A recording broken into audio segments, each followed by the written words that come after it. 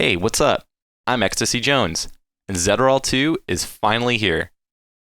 Zedirol is a multi-channel video mixer designed specifically for the OPZ. Version 2 is an update to the proof of concept created for the 2023 Make a Video Pack contest. It's more polished and has some powerful new features. Let's dive in. When the video pack opens, the first new thing you will notice is this menu. This menu contains a guide of documentation as well as settings that you can change. If we open up the settings, we can see that we can change the aspect ratio and also the crossfader. Let's not worry about the crossfader right now. We're using a tablet, so let's change the aspect ratio to 4:3. You can see the UI adjusts and so does the background screen. If we go into the guide, we can see the different parts of Zedirol and explore documentation on how to operate them. If we go to the controls, for example, we can see a map of the OPZ and labels showing which buttons do what, as well as the functions of the knobs. If we go into the effects list, we can see a list of all the effects in Zedirol, and we can even click on them to get some more information. Let's exit the guide. If we want to look at it again, we can bring it back by pressing button number 1 on channel 15. We now find ourselves looking at the user interface of Zedirol. Zedirol now operates on 4 MIDI channels. MIDI channel 14, or the module track, is deck A. MIDI channel 16, or the motion track, is deck B. And MIDI channel 15, or the lights track, is the master deck. Additionally, MIDI channel 11, or the tape track, is now the looper deck. Let's go back to deck B. At the top of the user interface, we have our deck monitors for decks A and B. The track that's selected corresponds to the monitor that's highlighted. Currently, we are on deck B, so deck B is highlighted and deck A is dimmed. If we go to the master deck, we can see that both decks are highlighted, which indicates that the master deck affects both decks A and B. At the top of our deck monitors, we can see which of our 5 inputs is selected. Below that, we have our input preview. The number at the top of the preview window shows where the video is at in seconds. At the bottom of the preview window, we have our playhead. The arrows to the side show which direction the video is playing and how fast. Between the 2 deck monitors, we have our transition section. This section contains the crossfader and shows which transition type is selected. Let's go back to deck B. At the bottom of the user interface, we have our effects bar. This section shows the punch-in effects, their parameters, and the effect modulation values. On the right-hand side of the effects bar in yellow, we can see the effects envelope. Below that, we can see the current tempo of the OPZ. When using Zedirol, the first thing that we have to do is import our videos. If we navigate to the master deck, we can hit button number 2, and that brings up our video file path input fields. These input fields will contain links to the videos that we'll be mixing. To import our video files on iOS, we need to do a little extra setup, but luckily we only need to do this once, and after that, it's super easy.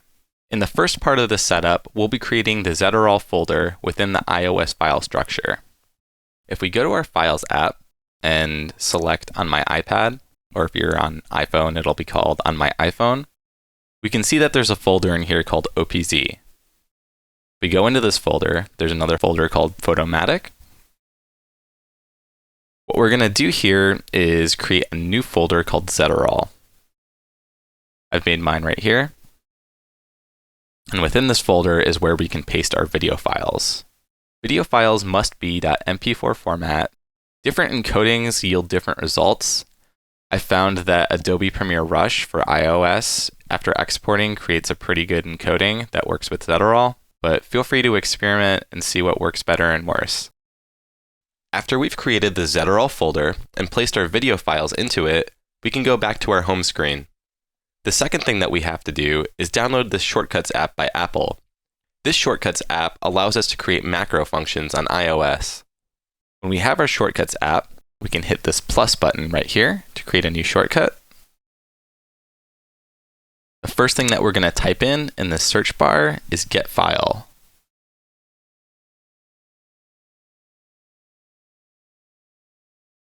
We can see this first suggestion, which is get file from folder. We're going to select that, and that's the first part of our shortcut. And then we need to search one more time and search for copy. And this first suggestion right here, copy to clipboard, that's the one we want. So now our shortcut is get file, and then copy file to clipboard. And then we can go back, and we can see that we have a copy to clipboard shortcut. So once we have that, we can go back to our home screen, and there's one last thing that we have to do. We want to open our settings. From there, we can go to Accessibility and then Assistive Touch. At the top, we want to make sure that Assistive Touch is turned on. Just below that, we have an option to customize the top-level menu. Let's open that. We want to put our new copy file path shortcut into this Assistive Touch menu. That way, we can access it without leaving the OPZ app. We can click one of these functions and a menu will pop up with available options. At the bottom, we'll be able to find our copy file path shortcut and we can drop it in. Now we can see that we have this floating menu that we can always open no matter which app we are using. After we've created this menu, we're ready to go back into our OPZ app and start loading in our videos. So if we open up the Assistive Touch menu, we can go to our copy to clipboard action. It's going to ask us for a file. We can choose a file.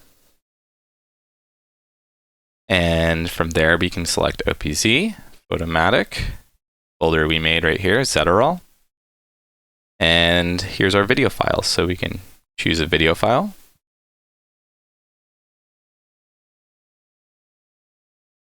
We'll get the check mark. That means that the action finished. And then we can paste it right into the input field. Hit done. And the video will update.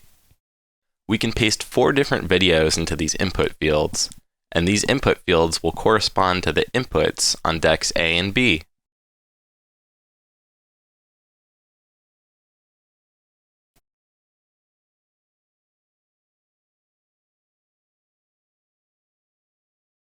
Great, so we have 2 videos out of our 4 available inputs.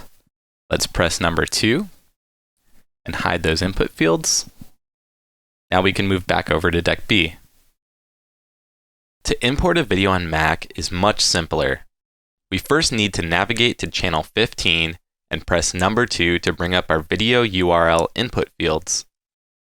From there, we go to Finder, Applications, and find the OPZ application. We can right-click the OPZ application and choose Show Package Contents. From there, we can go to Contents, Resources, Data, Streaming Assets, Photomatic. I made a new folder here called Zedirol. This is where we can place our video files. Now, in the Finder menu, we must go to View, Show Path Bar. This option exposes a bar on the bottom of the Finder window that shows the file path. We can select the video file and right-click its name in the bottom bar to select Copy as Path Name. Then we can return to Zedirol and paste it into the input field. When we press Enter, the video will update. We can press number 2 again to hide the input fields and we're ready to mix. Let's talk about controls. On decks A and B, you can use buttons numbers 1 through 5 to select an input. Inputs 1 through 4 correspond to the video links that we previously pasted. Input 5 is a webcam and can switch between 4 webcam sources. You can use button number 6 on the master deck to change the webcam input. Knobs 1 and 2 are scrub controls.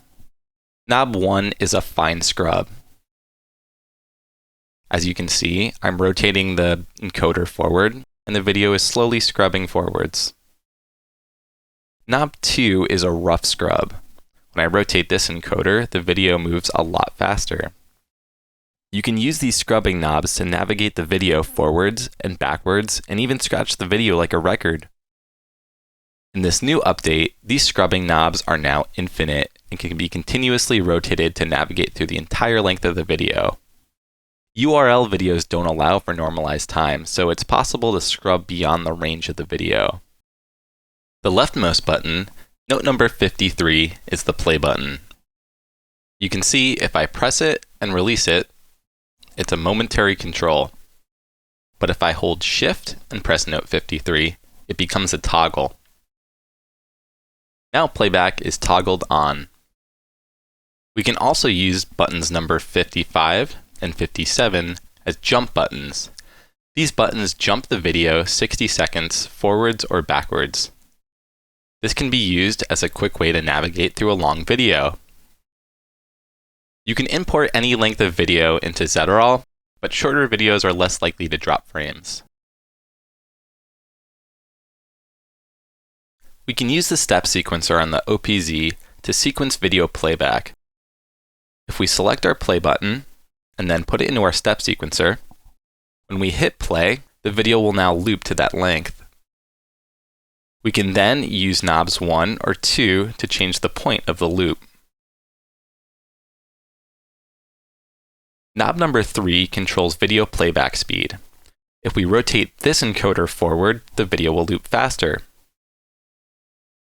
If we rotate the encoder backwards, the video will loop slower. If we rotate the encoder backwards even more, the video will play in reverse. After we choose a playback style that we like, we can start adding effects. There are two types of effects, deck effects and master effects. Let's focus on deck effects first. Deck effects are located in the bottom section of the UI. The deck effects for each deck include UV, transform, radial mirror, tile,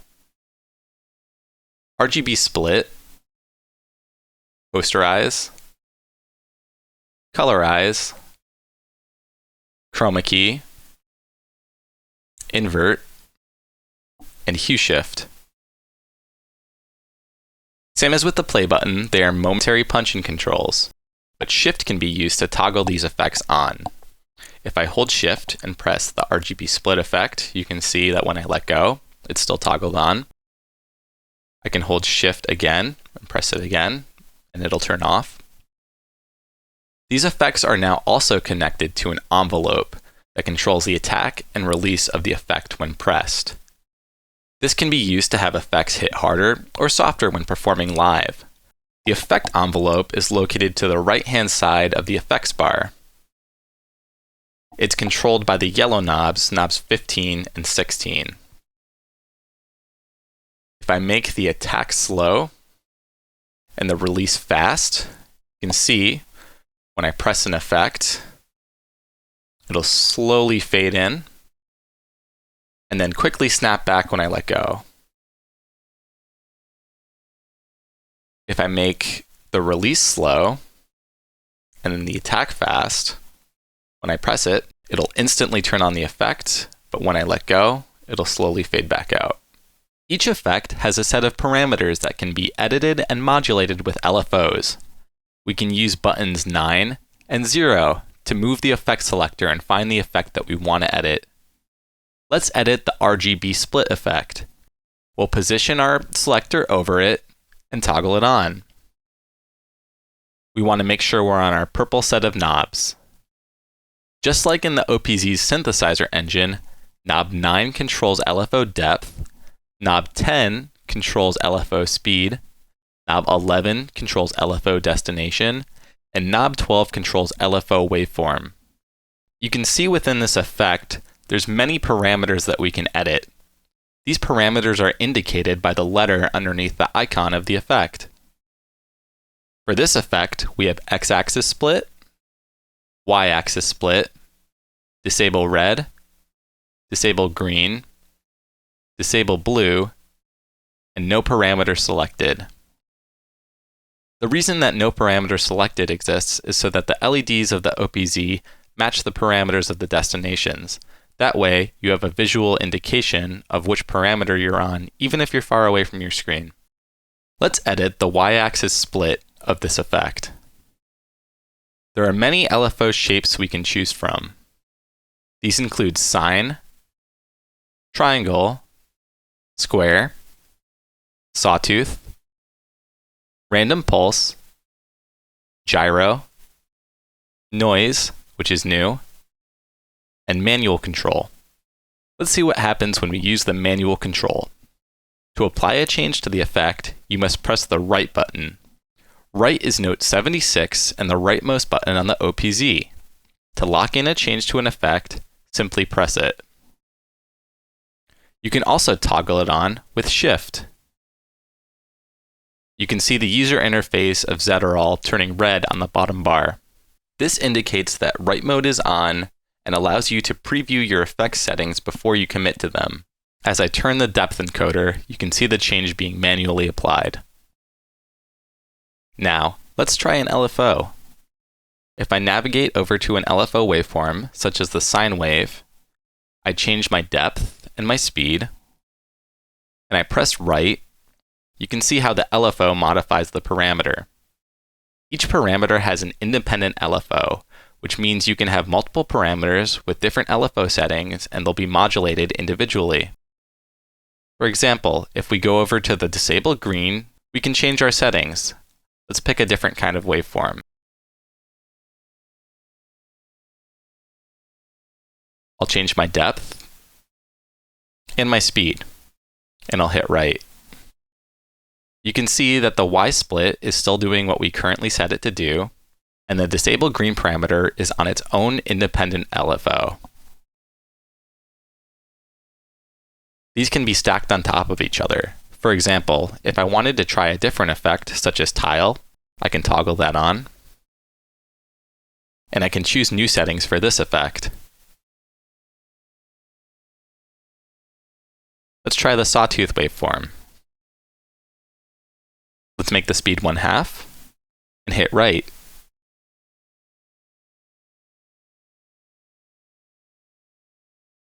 You can see that the other effect, the RGB split, is still being processed independently, and combining effects can create really powerful visual results. Let's turn all of our effects off and go to the master deck. In the bottom bar of the master deck, you can see 10 brand new effects called master effects. While deck effects are only applied to the respective deck, the master effects are applied to both decks A and B. The master effects are feedback, bloom, mirror, degrade, halftone, ASCII, vignette, tube, analog, and titler. Each parameter in these effects is linked explicitly to the knob, and they do not contain LFOs. Let's edit the mirror effect. If we toggle it on, move our selector over to it, we can see the parameters show up on the bottom bar. If we press right, we can now change these values, and that will edit the look of the effect. The titler is a special effect on the master deck. It's a way to include text elements in your video performances. It's especially useful if you're doing visuals for an event and an artist wants their name on screen. We can toggle it on, and some text shows up. To edit this text, we can toggle on right, and an input field shows up. We can edit this input field, and the text immediately changes. This text can be multiple lines. Simply press Enter when you're editing the text to create a new line. The titler also has a couple of hidden parameters as well. If we press Shift and go to the yellow knob page on channel 15, we can use knob 13 to change the font. We can also use knob 14 to change the saturation. The titler has a few of its own dedicated effects as well. These effects are the 3 buttons to the right of the titler button. This one is a switch to black. This one's an alpha fade. And this one's a simple bounce animation. We can combine master effects and deck effects to create some really powerful and interesting results. Let's try an example. I'm going to navigate back to deck B and turn on the colorize effect. The colorize effect takes the color from the video, converts it to shades of gray, and then assigns each shade of gray a new random color. Next, we can layer on a chroma key effect. The chroma key effect chooses a color from the video to remove. We can see which color we're removing from the video by the color of the icon down here. We can change the color in the parameters settings. In this new update, the chroma key effect is connected to the alpha channel, which means we can use it with the feedback effect. Let's go back to the master deck and turn it on. Additionally, let's turn on the analog effect as well. We can start to see how powerful this effect stacking can be. Let's talk about transitions. If I go back to deck B and navigate to the green page of knobs, we can use these knobs to transition between decks A and B. Zedirol has 2 types of transitions, manual transitions and BPM transitions. Let's focus on manual transitions for now. By default, knob number 5 controls the manual transition. If I turn this knob, we can see the crossfader on the user interface slide from one deck to the other, and the output will slowly fade between the 2 decks. We can use button number 7 to change the type of transition. We can change from a crossfade to a wipe, to a vertical wipe, to a shape wipe. When we have shape wipe selected, we can use knob number 7 to control the feathering of that shape, and we can use knob number 8 to control the amount of sides that that shape has. Perhaps the most innovative new feature of Zedirol is the T-bar. Similar to a professional video mixer, the T-bar is a 3D printed accessory that we can use with Zedirol to manually control transitions. I have included both the STL and the step files of the T-bar in the Zedirol zip folder. Different 3D printers will have slightly different tolerances, so if you find that yours isn't fitting perfectly, you can modify the step file to change the tolerance. To install the T-bar, print it out. Then, on the OPZ, turn the yellow master volume knob all the way up. Next, turn the master volume knob down a quarter turn so that it's oriented vertically. Last, with the hard stop facing in towards the OPZ, slide it over the yellow knob. Now we can go back to our master deck, bring up our settings, and under crossfader, we can select T-bar. We can now use this T-bar to make transitions, and knob 5 will be deactivated.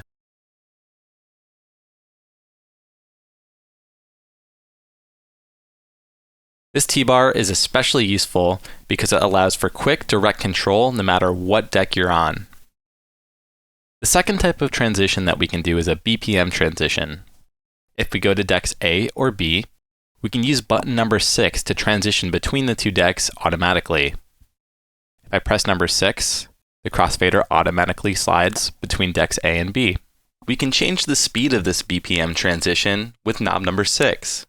When I turn this knob, you can see a ratio appear just below the crossfader, which indicates the rate of the transition. Another way that we can use the T-bar is to limit the range of the BPM transition. For example, if we move the T-bar to a desired midpoint, the BPM transition cannot exceed this point. If we initiate a BPM transition with button 6, it will now stop once it's reached that point in either direction. The closer you are to the halfway point, the more the transition will be limited. One more new feature that I'd like to cover in this update is the video looper. If we go to the tape track, or MIDI channel 11, we get to the looper user interface. From here, we can use buttons number 75 and 76 to assign the looper to decks A or B or both. Just like the tape track, we can use the numbered buttons to change the length of the loop. Note number 53 is the trigger for the looper. The looper is especially fun if you have music running on the OPZ and you want to sync the tape track up to some video.